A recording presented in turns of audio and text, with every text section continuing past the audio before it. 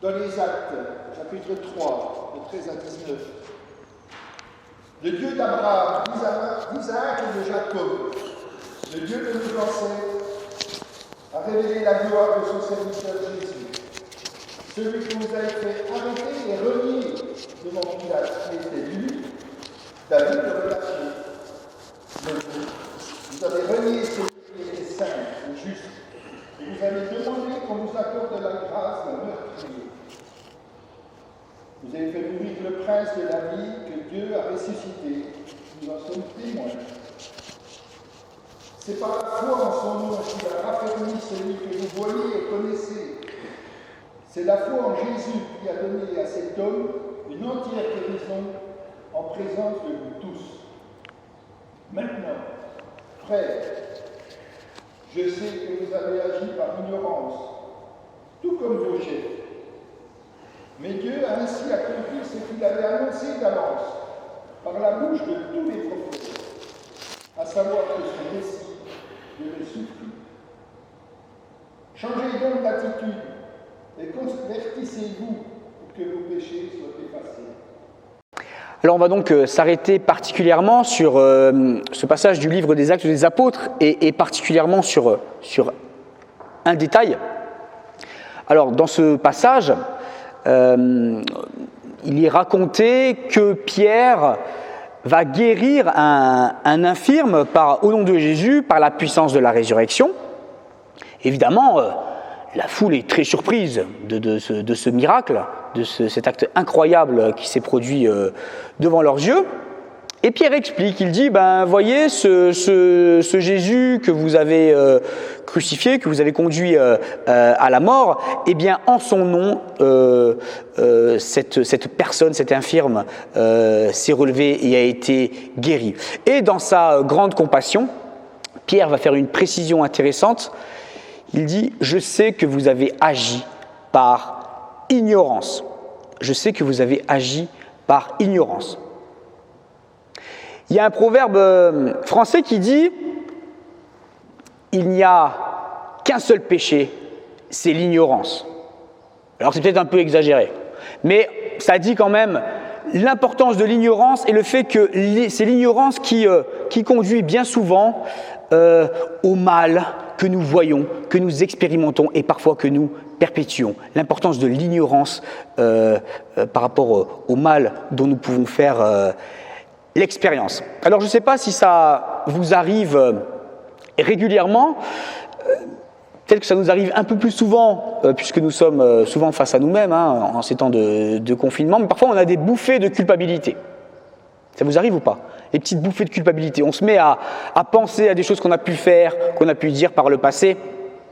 Et quand on a ces bouffées de culpabilité, je crois que c'est important de se rappeler que parfois notre conscience nous accable, mais Dieu, lui, nous pardonne. Et quand nous avons sincèrement demandé pardon à Dieu pour quelque chose, eh bien, c'est effacé. C'est ça l'extraordinaire du pardon. Donc quand nous avons ces culpabilités par rapport à des choses que nous avons pu dire ou faire et que nous avons sincèrement regretté, je crois que c'est important de se rappeler que ce sentiment ne vient pas de Dieu et qu'il est effectivement à bannir parce que Dieu, lui, pardonne et Dieu est plus grand que notre conscience. Et puis aussi, c'est important, je crois, de se rappeler, de se dire aussi que, évidemment, ce qu'on a fait par ignorance a moins de poids que ce qu'on a fait en pleine conscience. Si ça peut parfois nous libérer de culpabilité un peu futile et mal placée, je crois que c'est important de se le rappeler. Ce qu'on a fait par ignorance n'a pas le même poids que ce qu'on a fait en pleine conscience. Mon fils, actuellement, il est dans une période où vous savez, ils prennent les objets, les gamins, ils les jettent par terre. Donc mon fils est dans cette phase. Alors quand il prend un objet, qu'il me regarde d'un air malicieux et puis qu'il le jette par terre, je le gronde un petit peu, je dis « Oh, ça va pas, non ?» Je dispute, quoi. Mais quand il prend un objet, qu'il le jette par terre, qu'il le casse, mais sans se rendre compte que ce qu'il fait n'est pas bien, je le dispute un peu moins, forcément. Évidemment, ce qu'on fait par ignorance a moins d'impact, est moins grave que ce qu'on fait en pleine conscience. Et pourtant, le problème, c'est que les conséquences sont exactement les mêmes. Qu'on casse quelque chose par ignorance ou en pleine conscience, c'est quand même le même résultat. Que le peuple ait fait condamner Jésus par ignorance ou en pleine conscience, c'est le même résultat. C'est pourquoi nous avons, je crois, cette responsabilité de sans cesse lutter contre notre ignorance, de sans cesse progresser dans la connaissance, de veiller à ce que chaque jour nous soyons un peu moins ignorants que la veille. Mais me direz-vous, de quelle ignorance est-il question dans ce texte? De quelle ignorance Pierre parle-t-il dans ce texte? Eh bien, sans doute qu'il parle d'abord de l'ignorance par rapport aux Écritures, par rapport à la Bible, en tout cas celle que les Juifs avaient et dont ils disposaient à l'époque. L'ignorance des Écritures. En effet, Pierre précise qu'il insiste sur ce fait que le Messie devait souffrir. Et ça, le peuple en avait sans doute pas conscience que le Messie devait souffrir selon les Écritures, selon ce que disaient les Écritures. Vous voyez, le peuple qui a vu évoluer Jésus, alors quand Jésus faisait des miracles, il était très enthousiaste. Quand Jésus est rentré dans Jérusalem sur un âne comme l'a fait le roi David, il a exulté, il était vraiment enthousiasmé. Et puis quand Jésus s'est fait arrêter et commençait à souffrir des mains des chefs, là, le peuple s'est un peu retourné. Sans doute parce qu'il n'avait pas une connaissance suffisante des Écritures pour comprendre et savoir que le Messie devait effectivement souffrir. Il n'avait pas ça en tête parce que sans doute il ne connaissait pas suffisamment, il n'avait pas une connaissance suffisamment approfondie des Écritures. À ce sujet, il y a un sondage qui est sorti en 2010 et qui dit que 80% des protestants, alors c'était en 2010, je ne suis pas sûr que la tendance se soit inversée. Donc 80% des protestants luthériens et réformés lisaient la Bible moins d'une fois par semaine. Alors je ne sais pas où vous en êtes, vous, par rapport à la lecture de la Bible, ou les personnes de votre entourage chez qui vous avez un peu d'influence en sont par rapport à leur lecture de la Bible. Il ne s'agit pas de juger qui que ce soit, mais je crois qu'on peut être interpellé par ce sondage. Du fait que même des personnes qui sont croyantes et qui sont attachées au protestantisme, à l'Église, etc., eh bien, lisent si peu la Bible. Comment est-ce qu'on peut expliquer ce phénomène alors pourtant que la Bible a une telle place dans le protestantisme? Alors que, c'était moins le cas évidemment dans le pays de Montbéliard, mais à l'époque des persécutions en France, des gens risquaient leur vie pour avoir une Bible, pour lire la Bible. Les dames cachaient des petites Bibles dans leur chignon. Vous voyez jusqu'où on était prêt à aller pour avoir une Bible. Et aujourd'hui, on voit que il y a beaucoup moins d'intérêt pour la Bible chez les protestants en général. C'est quand même interpellant. Comment expliquer ce phénomène? Je crois qu'on peut l'expliquer partiellement par le fait qu'il y a un discours qu'on nous a asséné et qui est un peu peut-être rentré dans notre tête. C'est ce discours qui dit qu'il n'y a pas qu'une seule vérité. Il n'y a pas de vérité absolue. Toute vérité est relative. Je ne sais pas si vous avez déjà entendu ce discours, sans doute, l'idée que c'est à chacun sa vérité. Il n'y a pas une vérité. Évidemment, si on considère ce discours, la Bible, c'est juste un témoignage de foi parmi d'autres. C'est juste des vérités spirituelles parmi d'autres. Et on peut trouver d'autres vérités par ailleurs si on considère et si on suit ce discours selon lequel il n'y a pas une seule vérité, il n'y a pas une vérité, il n'y a pas une vérité absolue. Mais ce discours, quand on y réfléchit, ce discours qui dit « il n'y a pas de vérité absolue, il n'y a pas une seule vérité », il est contradictoire. Parce que le simple fait de dire « il n'y a pas qu'une seule vérité, il n'y a pas de vérité absolue », c'est déjà prononcer une vérité absolue. C'est déjà un dogme en fait, de dire « il n'y a qu'une seule vérité ». Or, dans l'histoire de l'Église, on a toujours insisté sur le fait que la Bible n'était pas n'importe quel livre. La Bible, ce n'est pas n'importe quel livre, et ce n'est pas un hasard si c'est évidemment de très loin le livre le plus vendu au monde. La Bible n'est pas n'importe quel livre, et sans cesse dans l'histoire de l'Église, on a insisté sur le fait que c'était un témoignage spécial de la vérité. La Bible contenait la vérité. Par la Bible se révélait particulièrement Jésus-Christ, qui est le chemin, la vérité et la vie.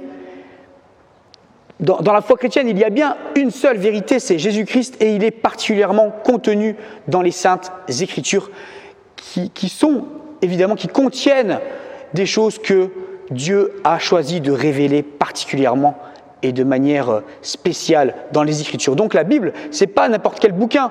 Et si on considère que la Bible n'est pas n'importe quel bouquin, eh bien je crois qu'on est invité effectivement à la lire, à la connaître, à la méditer, à en connaître aussi les subtilités.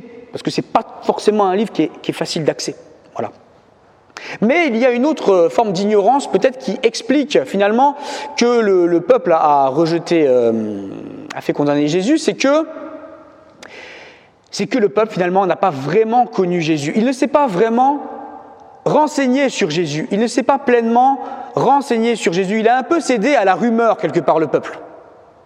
Et même d'ailleurs quand il était enthousiaste, eh bien son enthousiasme était superficiel. Il ne s'était pas vraiment renseigné. C'est sans doute pour ça que Jésus lui-même était prudent par rapport à l'enthousiasme que le peuple avait alors qu'il faisait beaucoup de miracles. Sans doute que le peuple a fait condamner Jésus par ignorance, parce qu'il n'était pas suffisamment documenté sur Jésus, parce qu'il n'a pas pris le soin de se renseigner suffisamment. Alors je pense qu'on a tous fait l'expérience malheureuse et douloureuse des rumeurs, des choses qu'on pouvait dire sur nous, sur notre famille. C'est quelque chose d'évidemment de destructeur et qui peut faire vraiment mal. Hein, les on-dit, les demi-vérités, les choses fausses parfois qu'on colporte sur nous ou sur notre famille, c'est quelque chose qui peut faire très mal et qui peut être destructeur. Et donc je crois que on est amené évidemment, le fait qu'on sache à quel point ça peut faire mal, je crois que ça nous invite à faire très attention nous-mêmes, à ne pas colporter les rumeurs, à ne pas colporter les faux témoignages. C'est pas pour rien, je crois que l'interdit du faux témoignage fait partie quand même des 10 commandements. À côté de l'interdit de l'adultère, à côté de l'interdit du vol, à côté de l'interdit du meurtre, il y a l'interdit du faux témoignage. C'est pas pour rien, c'est dire à quel point faire circuler des fausses informations, des faux témoignages, c'est quelque chose de grave, de destructeur. Et parmi les 10 commandements, sans doute que l'interdit du faux témoignage n'est effectivement pas le plus à la mode actuellement. Alors c'est pas le seul parmi les 10 commandements qui n'est pas à la mode. On pourrait les citer les uns après les autres, on se rendrait compte que ils sont pas très à la mode les 10 commandements dans notre société. On pense par exemple à la consécration du dimanche, enfin en tout cas d'un jour par semaine, du sabbat, du jour du repos par semaine. Et par rapport au faux témoignage, avec Internet et les réseaux sociaux, mais c'est incroyable, le nombre de faux témoignages, de fausses rumeurs qui circulent. Moi-même, quand j'allume mon ordinateur, systématiquement, je dois avoir un espèce de virus. J'ai une fausse information qui sort, j'ai une petite fenêtre qui s'ouvre, Jean Reno a tout perdu. Des trucs comme ça, tous les jours j'ai une fausse information. Dès que j'allume mon ordinateur, j'ai une fausse information dans la tête. C'est en permanence, on a des fausses informations. C'est vraiment pas un commandement qui est très à la mode, le fait de ne pas faire circuler des fausses informations. Et nous-mêmes, peut-être, on fait circuler nous-mêmes des fausses informations, des informations qu'on vérifie pas forcément. Et je pense que c'est vraiment quelque chose de destructeur et on le sait à quel point ça peut l'être. D'autant plus que parfois, on a des informations contradictoires de personnes qu'on pense être légitimes par rapport aux informations qu'elles nous donnent. Voilà, on a des informations contradictoires. Et par rapport à certaines questions du moment, ça peut vraiment être déstabilisant. Alors évidemment, ce n'est pas facile de faire le tri dans l'information. Mais peut-être que le meilleur moyen de ne pas nous laisser avoir par les fausses informations et par les rumeurs, c'est de nous-mêmes renforcer nos connaissances et notre culture. C'est de veiller à être chaque jour, à nous tenir au courant et à développer notre culture, à développer notre instruction et à pas nous satisfaire et nous enfermer un peu dans nos ignorances. Je crois que c'est le meilleur parapluie contre les fausses rumeurs, c'est avoir un maximum d'instruction pour pouvoir effectivement faire le tri dans les informations que nous recevons. Alors, par rapport à l'importance de l'instruction, je crois que c'est c'est intéressant de nous rappeler que le protestantisme, dès l'origine, n'a pas seulement insisté sur l'importance que le peuple ait une bonne culture biblique, mais l'importance d'une bonne culture en général.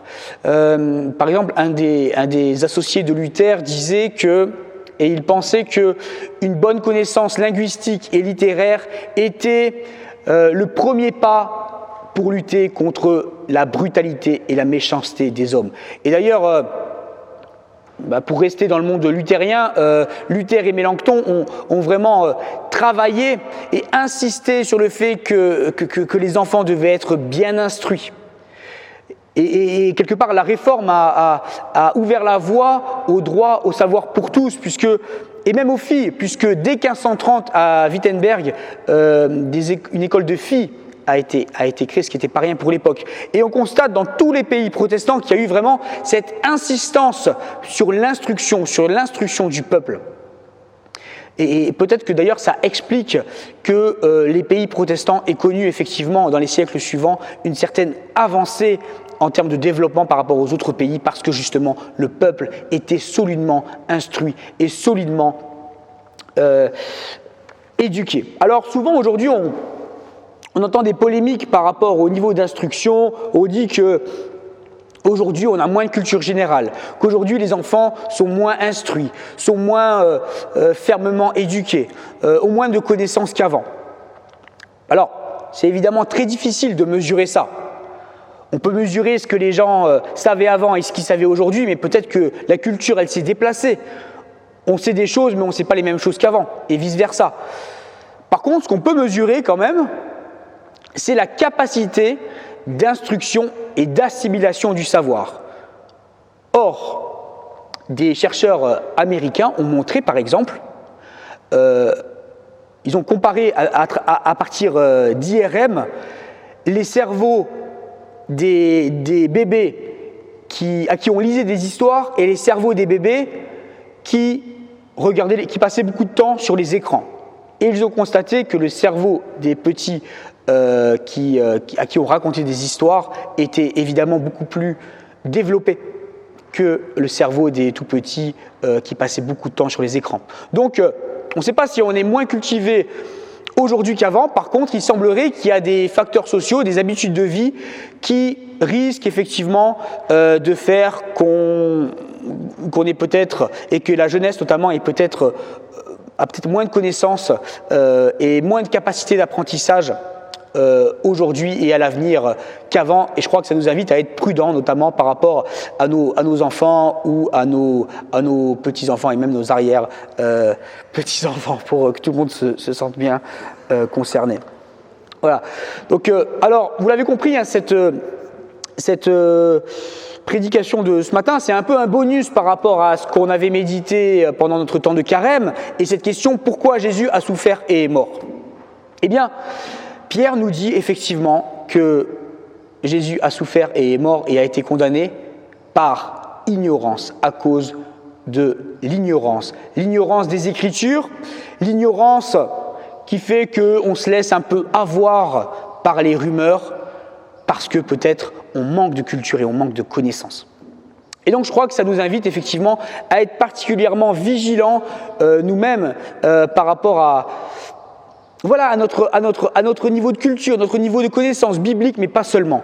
Essayez d'être vigilants peut-être chacun sur notre niveau d'instruction, sur le fait qu'on ne se repose pas sur nos acquis, mais que sans cesse on accroisse notre savoir pour justement éviter de pécher par ignorance. Et je crois que il y a évidemment tellement de tentations et tellement tenté de passer du temps sur des divertissements que c'est évidemment difficile de s'instruire. C'est exigeant, ça demande une certaine discipline finalement, ça demande une certaine maîtrise de soi. On raconte que le roi de Prusse, Frédéric II, se baladait comme ça à Berlin, et puis il y a un homme qui vient vers lui. Alors il le voit arriver, et puis Frédéric II lui dit « Qui es-tu, mon brave ?» Le vieil homme lui répond « Je suis roi ». Alors Frédéric II, il voit la tête du gars, et il dit « Non, toi t'es pas roi, toi ». Il rigole un peu à sa face, il dit « Non, tu n'es pas roi, sur quel royaume règnes-tu » Et le vieil homme lui répond je règne sur moi-même. Et effectivement, régner sur soi-même, se discipliner soi-même, gouverner sur soi-même, c'est déjà pas une mince affaire, mais je crois que nous sommes évidemment appelés à être vigilants, à nous discipliner nous-mêmes pour sans cesse accroître notre connaissance, accroître notre savoir, non seulement notre connaissance biblique, mais notre connaissance, notre instruction, notre savoir en général. Il y a un passage dans la Bible, dans le prophète Osée, nous lisons « Mon peuple se détruit parce qu'il manque de connaissances. » Mon peuple se détruit parce qu'il manque de connaissances.